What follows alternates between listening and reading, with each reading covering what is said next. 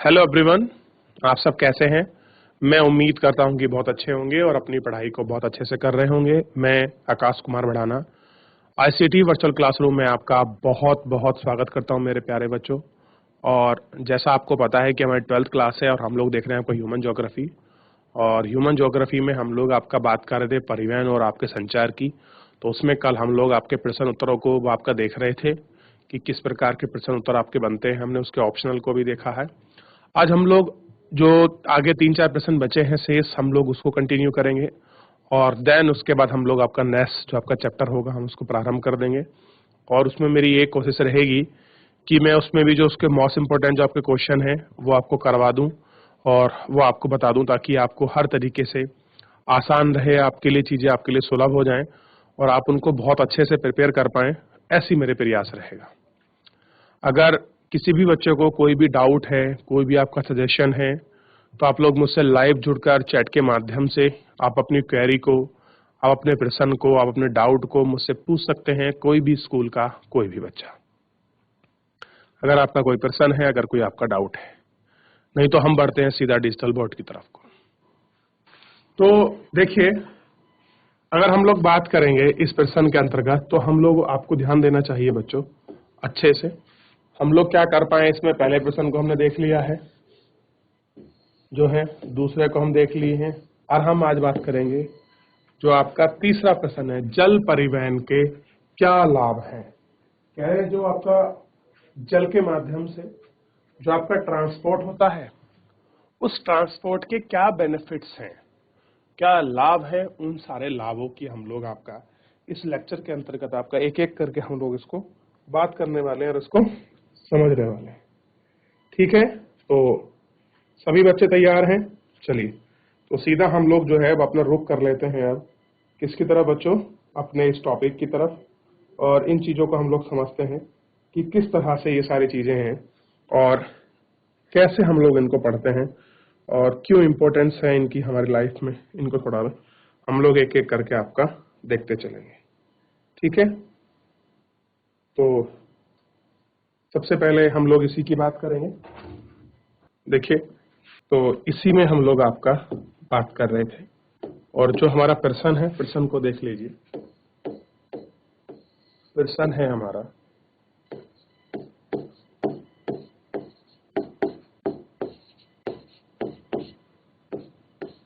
जल परिवहन के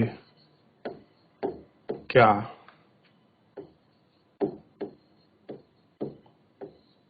फायदे हैं। क्या कह रहे हैं कि जल परिवहन के क्या फायदे हैं, इसको देखना है।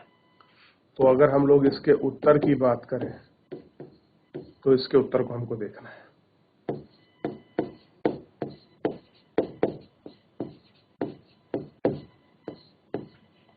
जल परिवहन के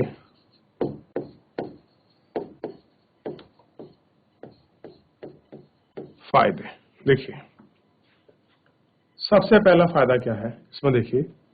तो सबसे पहले फायदे में हम लोग अगर हम बात करेंगे तो ध्यान रखना है, सबसे पहले आएगा कम लागत। क्या है? कम लागत। नदियों या करें नदियां एक प्राकृतिक राजमार्ग है। क्या है? प्राकृतिक राजमार्ग है जिससे जिसका निर्माण और रख रखाव की किसी भी लागत की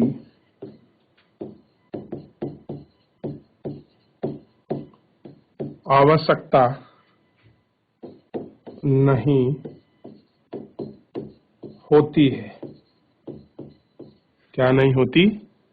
देखिए, जो आपके इसके जल मार्ग हैं, उन जल मार्गों में सबसे बड़ी बात क्या है? उनके रख रखाव की या किसी प्रकार की ऐसी कोई आवश्यकता क्या कोई आपकी नहीं होती, कोई ऐसी नहीं होती है, उसमें लागत इतनी नहीं लगती है, क्योंकि जो इस तरह के हैं प्राकृतिक आपके निर्मित होते हैं, प्राकृतिक तरह से वो आपके बनते हैं, तो उसको समझना चाहिए कि किस प्राकृतिक आपका बन रहे हैं। ठीक है, यहां तक कि नहरों के निर्माण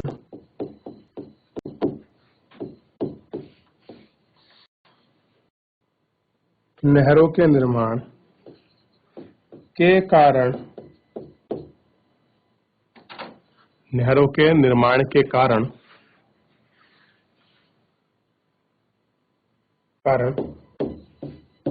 रख रखाव,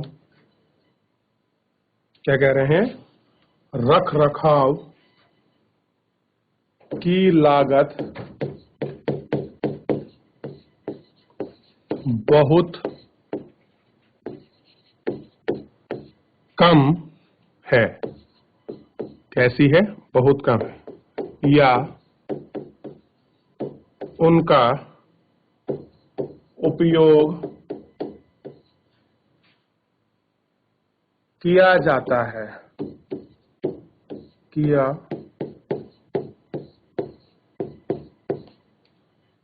है न केवल परिवहन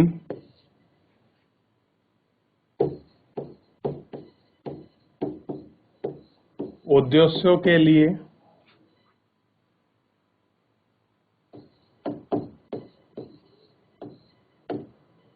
बल्कि सिंचाई के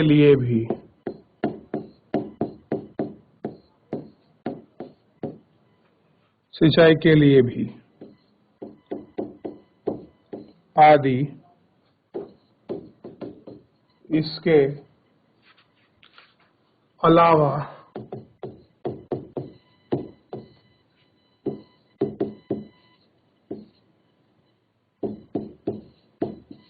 अंतर्देशीय जल परिवहन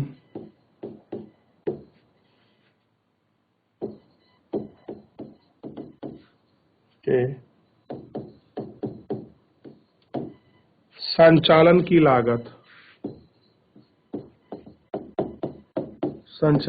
लागत बहुत कम है।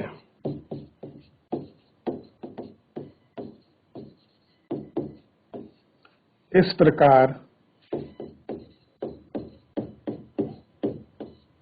यह माल को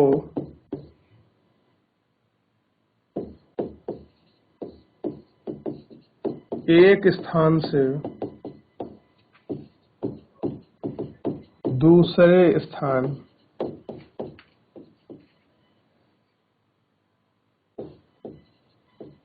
तक ले जाने के लिए परिवहन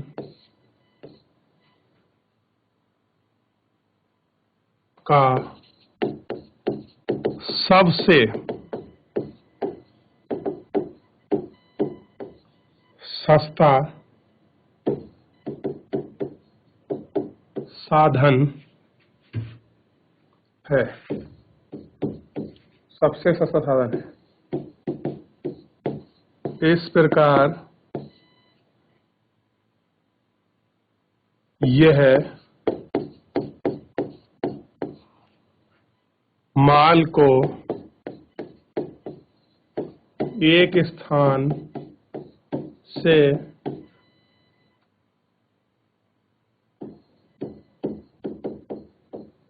दूसरे स्थान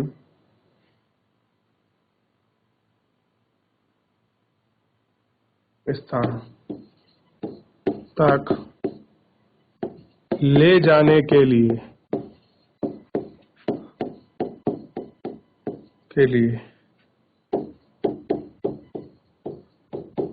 परिवहन का सबसे सस्ता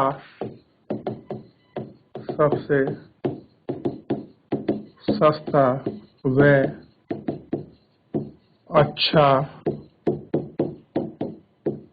मार्ग है। कैसा है बच्चों? सबसे सस्ता और सबसे अच्छा ये आपका मार्ग है जिसके माध्यम से हम ट्रांसपोर्ट को एक स्थान से दूसरे स्थान तक आपका आसानी से उसको पहुंचा सकते हैं और उसको आसानी से ले सकते हैं। ये आपको पता होना चाहिए कि ये क्या है, सबसे आसान चीज है। ठीक है, ये आपको ध्यान रखना है।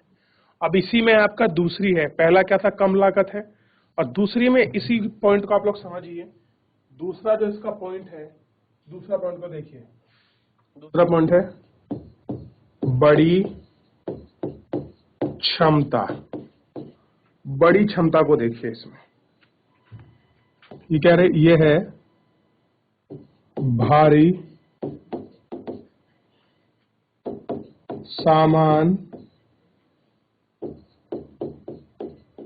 जैसे कोयला,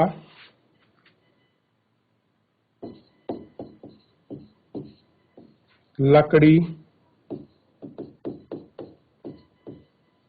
आदि का अधिक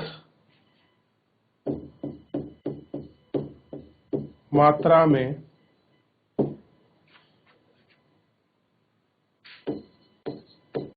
वहां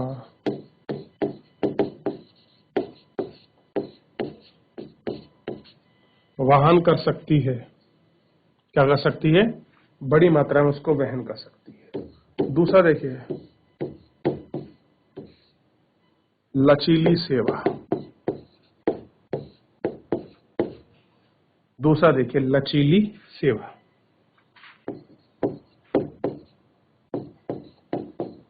यह है रेलवे की तुलना में बहुत अधिक खर्चीला है। बहुत अधिक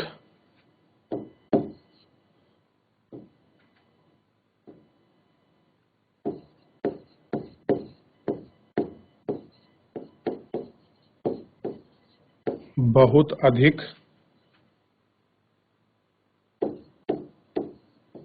लचीली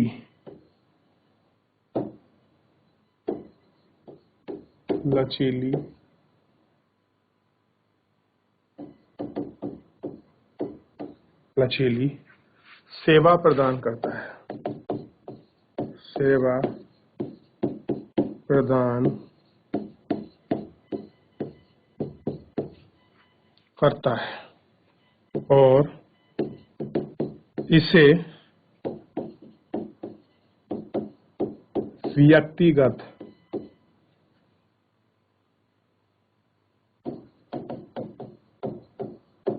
आवश्यकताओं अनुसार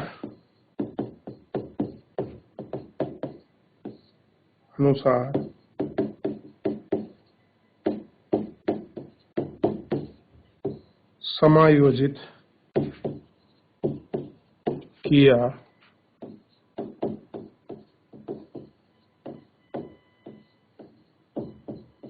जा सकता है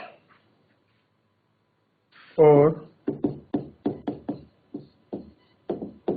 इसे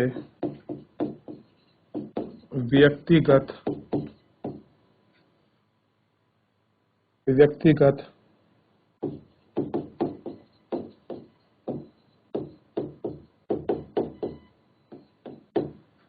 आवश्यकताओं के अनुसार के अनुसार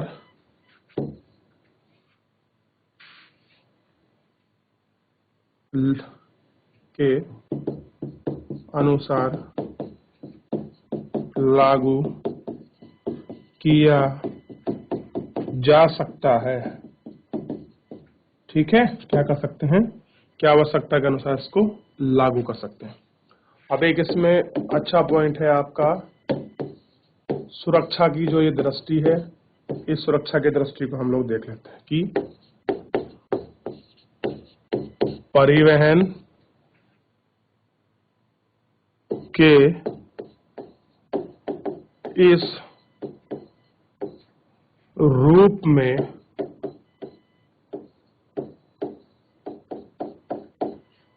दुर्घटनाओं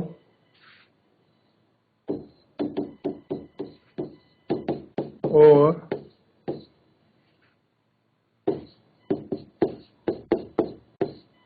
टूटने के जोखिम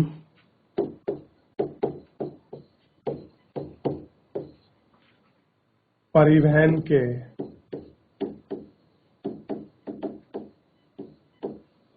के किसी अन्य रूप की तुलना में न्यूनतम है। कैसे हैं, न्यूनतम। ठीक, एक लाइन हो रहा है उसको समझ लीजिए क्या है। बाढ़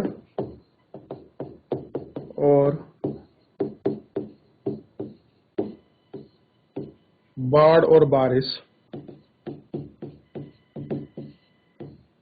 जैसी प्राकृतिक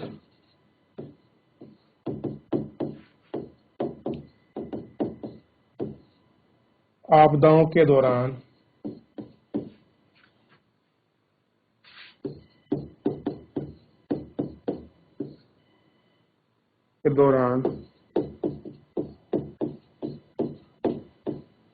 जब रेल और सड़क परिवहन बाधित होता है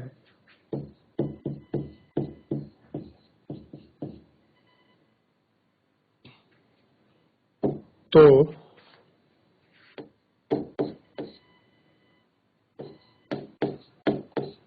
जल परिवहन के माध्यम से राहत कार्य संचालित किए जाते हैं। क्या होते हैं कि आपके राहत कार्य जो हैं वो किए जाते हैं। तो आपको इन सब चीजों को, इन सारे दृष्टिकोणों को, इन सारे पॉइंटों को आपको स्टेप बाय स्टेप तरीके से आपको समझना होगा, आपको करना होगा और इसको देखना होगा। तो पहले आप प्रश्न को देख लीजिए, इसमें किसी प्रकार का आपको डाउट लगता है, कोई चीज आपको समझ नहीं आती है, तो आप मुझसे इस प्रश्न के माध्यम से आप अपनी सारी क्वेरी को, आपका जो डाउट है आप मुझसे पूछ सकते हैं जल्दी जल्दी। तो जो भी आपकी क्वेरी होगी हम उसको ले लेंगे, आप लोग ध्यान रखिए। तो इसमें जो भी क्वेरी आपकी बन जाएगी उस क्वेरी को हम लोग आपका देख लेंगे। तो आप अपने प्रश्न को करते रहिए कंटिन्यू। ठीक है बच्चों, तो आपको ध्यान रखना है कि ये जो हमारी सारी चीजें हैं हम किस तरह से अपने क्वेश्चन को उसको देखेंगे। ठीक है, चलिए आप लोगों को थोड़ा सा ध्यान रखना है और इसको आपको जानना है। चलिए, तो इतना हम लोग अभी तक देख चुके हैं और अब थोड़ा सा मेरे हिसाब से तो आगे रुख करते हैं नए जो हमारा प्रश्न है, नए प्रश्न की तरफ, और हम लोग उसको एक एक करके देखते हैं। और जो हमारा प्रश्न है वो प्रश्न ये है कि बच्चों, इसमें सबसे पहले ना मेरे हिसाब से तो ये जो पहला वाला प्रश्न है ना, कथन को स्पष्ट करें कि एक सुप्रबंधन परिणय प्रणाली, ये वाला इसको बाद में देखते हैं। पहले जो मुझे लग रहा है कि थोड़ा सा हम लोगों को ना वायु मार्ग वाला जो प्रश्न है इसको अच्छे से कर लेना चाहिए और इसको देख लेना चाहिए। आइए बात करते हैं इस पर, किस प्रकार से होगा। प्रश्न को देखिए, वायु मार्ग के घने नेटवर्क वाले दुनिया के प्रमुख क्षेत्र,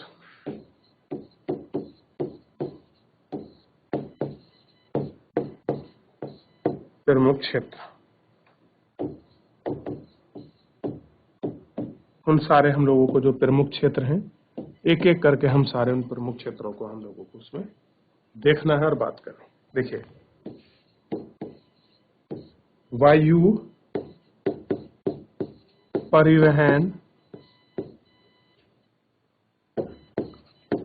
परिवहन का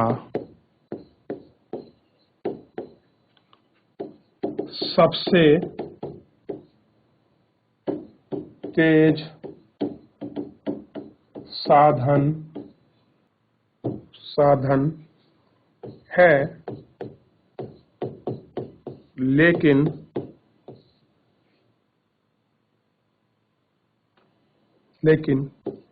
यह बहुत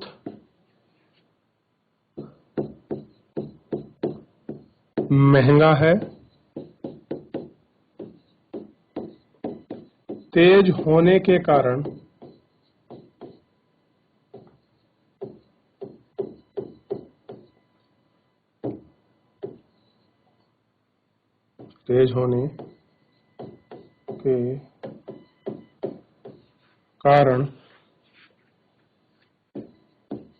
यह लंबी दूरी की यात्रा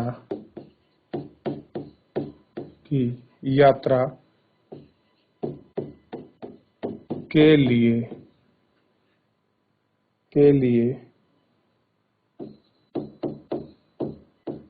यात्रियों द्वारा पसंद किया जाता है। क्या कह रहे हैं? पसंद किया जाता है। मूल्यवान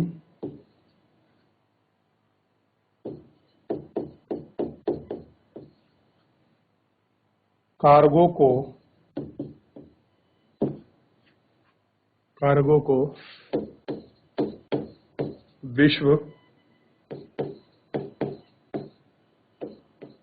विश्वव्यापी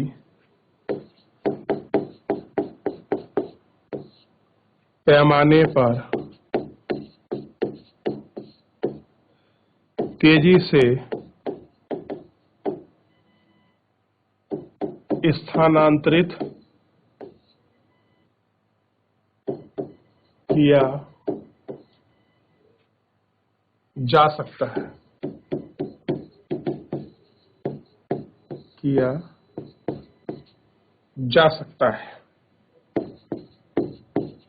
मूल्यवान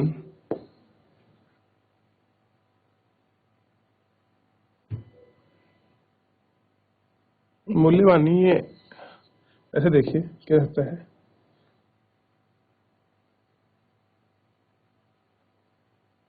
यह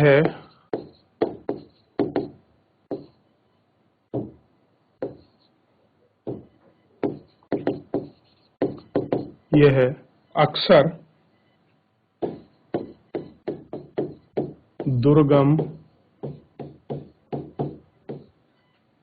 क्षेत्रों में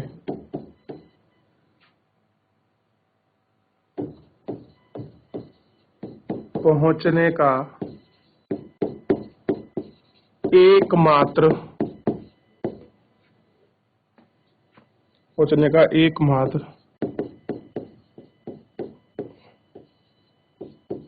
साधन है। क्या है? दुर्गम क्षेत्र में पहुंचने का एकमात्र साधन है। वायु परिवहन, क्या कह रहे हैं कि वायु परिवहन में दुनिया में एक संपर्क, क्या कह रहे हैं? संपर्क क्रांति ला दी है। क्या कर दिया गया है? संपर्क क्रांति ला दी है। पहाड़ी बर्फ के मैदानों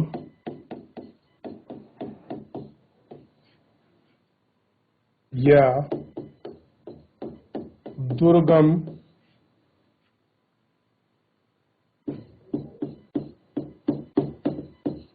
रेगिस्तानों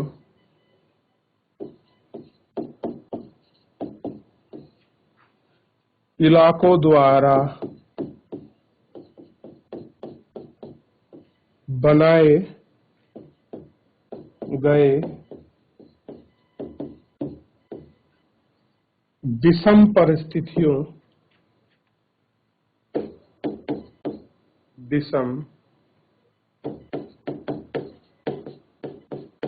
विषम परिस्थितियों को दूर किया गया है। वहां पहुंच बढ़ गई है। कह रहे कि जहां विषम परिस्थिति है वहां तक इसके माध्यम से जो आपकी पहुंच है वो भी क्या हो गई है? आपकी बढ़ गई है। उत्तरी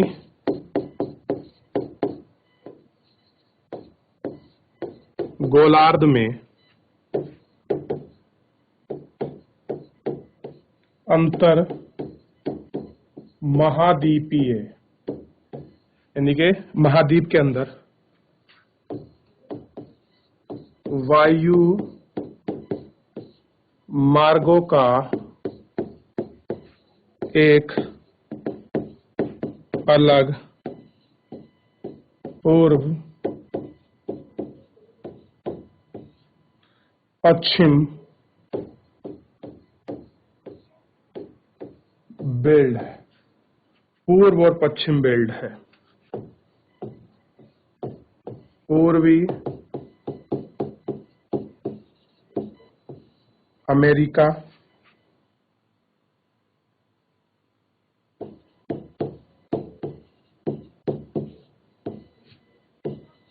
पश्चिमी यूरोप और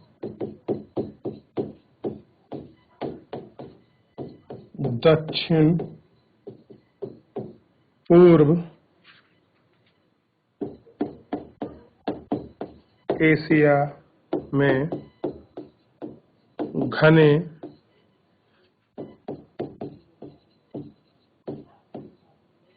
नेटवर्क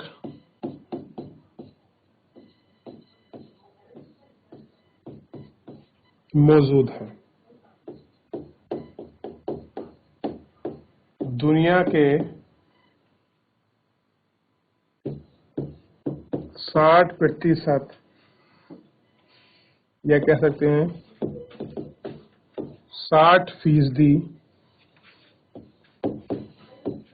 वायु मार्ग या वायु मार्गों में अकेले यूएसए यानी कि संयुक्त राज्य अमेरिका का ही योगदान है, यानी कि जितना भी टोटल आपका ट्रांसपोर्ट है वायु एयर का, उसमें 60% अकेला कौन कर रहा है? आपका यूएस आपका कंट्रीब्यूट करता है। ठीक है, यानी कि बहुत बड़ी मात्रा में अगर फ्लाइट जो है आपकी नेशनल, इंटरनेशनल, डोमेस्टिक आपका जितनी भी हैं, कॉर्पोरेट वाली, एक द्वीप से दूसरे द्वीप में, देश में, कॉन्टिनेंटल में, सिटी में जो आपकी होती हैं, उसमें 60% जो आपका एयर रूट है, उस एयर रूट में 60% सबसे बड़ा योगदान किसका है? बच्चों ध्यान रखना है, वो 60% सबसे बड़ा योगदान है आपका, ध्यान दीजिए, रूस का। ठीक, इसको ध्यान दीजिए। अब देखिए,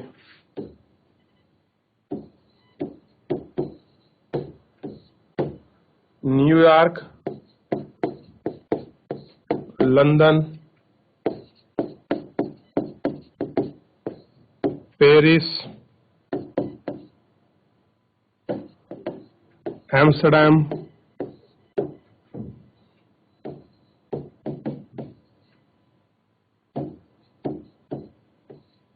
फ्रैंकफर्ट, रोम, मॉस्को,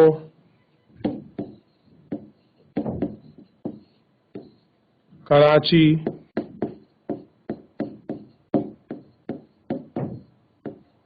नई Delhi, Mumbai,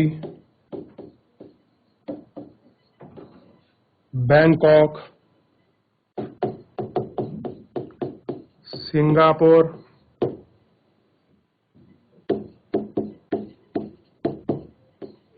Tokyo, San Francisco,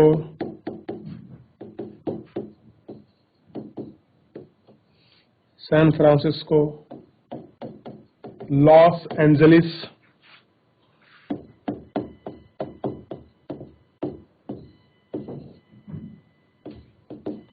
और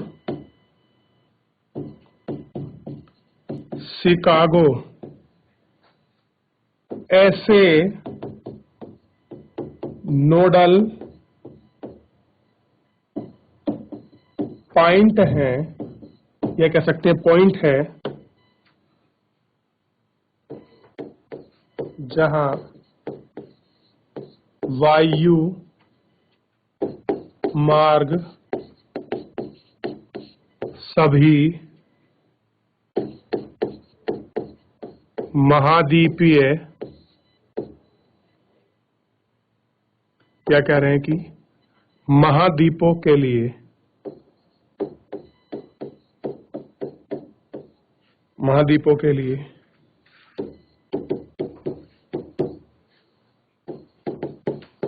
अभिसरण या केंद्रित हैं। क्या है? अभिसरण है या।